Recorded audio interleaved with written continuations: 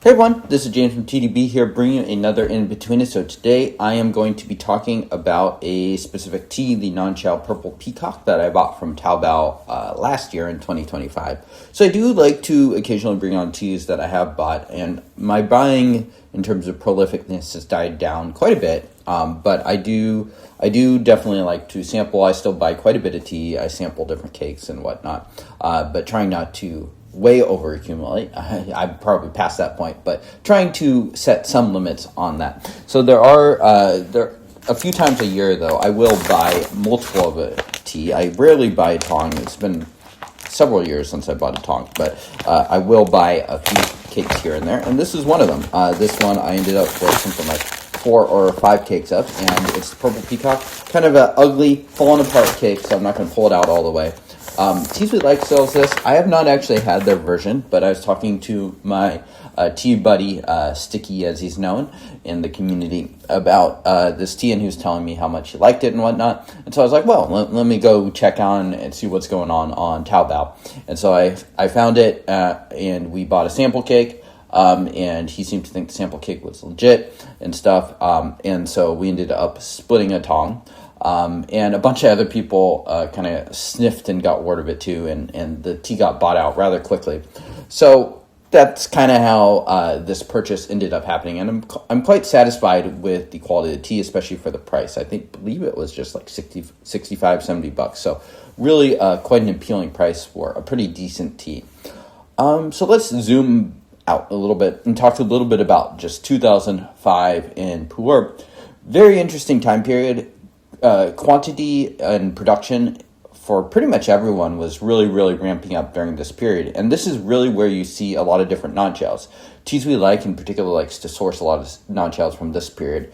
I guess they can find a lot of Malaysian stored ones, which in my opinion is a pretty ideal form of storage for there. It's probably, I'm guessing, better storage than this one. This one is from southern China, but I'm satisfied enough with this sort of storage.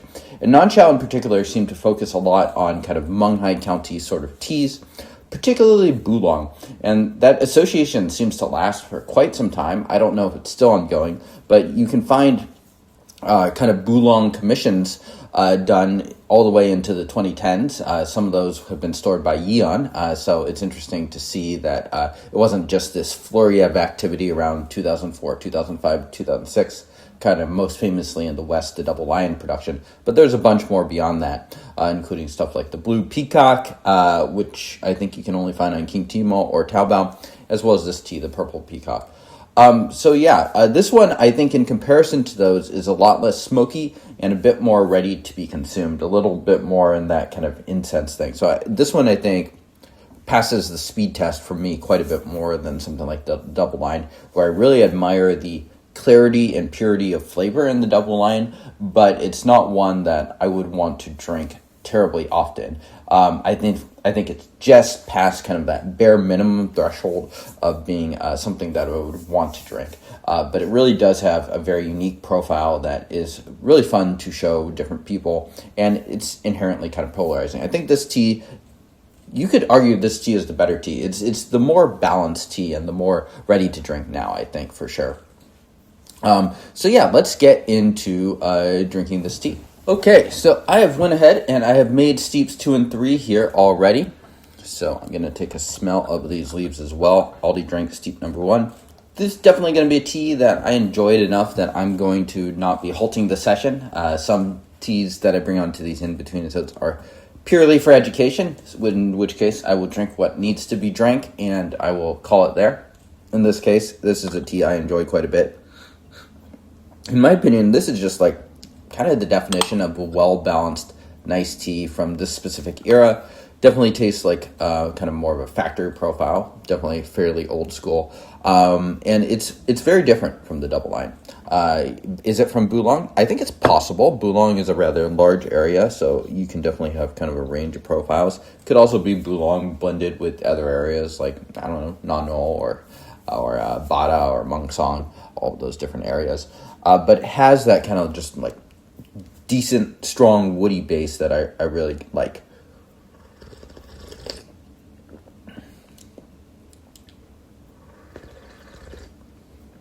A lot of sweetness just right from the get-go. Very woody, resinous. I definitely get some incense here.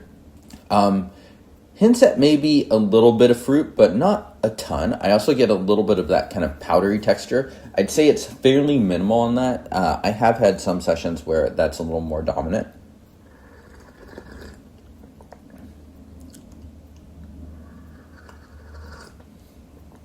Yeah, there's a little bit of kind of this dank, darker fruit in the background.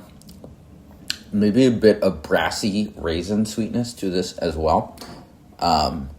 Very interesting tea. It's interesting how this is developed a very certain way compared to something like the Peacocks, where the Peacocks as well as the Double Lions, you can tell that those teas are really into that smoke / incense, depending on where they are, where they've been stored, and how far along they are. This tea, on the other hand, is quite different. Just a really nice, unpretentious tea. If you are curious, you could go around, shop around the Taobao. I'm not sure if such things still exist, but a lot of those Nanqiaos are pretty reasonably priced in Taobao. The Double Lion, the 502, is always expensive, so that's not necessarily one that I'd recommend bargain shopping for, but you can definitely find some more mainland stored ones. I do think that the Malaysian storage in particular benefited those Double Lion productions because they are real strong teas. But stuff like this you could definitely find floating around. The Blue Peacock is the other kind of big contrast versus this, but that tea is still just very, very smoky. And I think it seems like it's similar to the Double Lion. It has good bones, but it's just not quite there yet as far as drinkability and whatnot. So that is one that I recommend to people. I think other people have a stronger tolerance for drinking younger, smokier teas than I do. So I do think people will be satisfied with that. You can find it for around $100-ish on Taobao. But for me, at least, that tea is not one that quite passed the speed test yet, unlike this.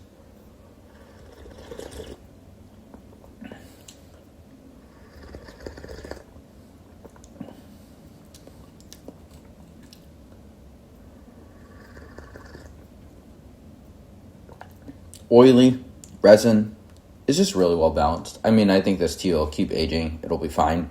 But it really is pretty ready to drink now. So no complaints there.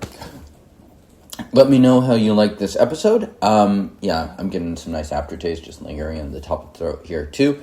Let me know how you like this episode. Let me know if you've had this tea, whether from Teas We Like or somewhere else. Teas We Like, I mean, like, their storage that they choose from is very good, so I'm not going to say that their tea is overpriced. I think it could definitely be properly priced, but it is nice to have this tea for $70 or whatever it was. So thank you all for tuning in, and I will see you all next time. Cheers.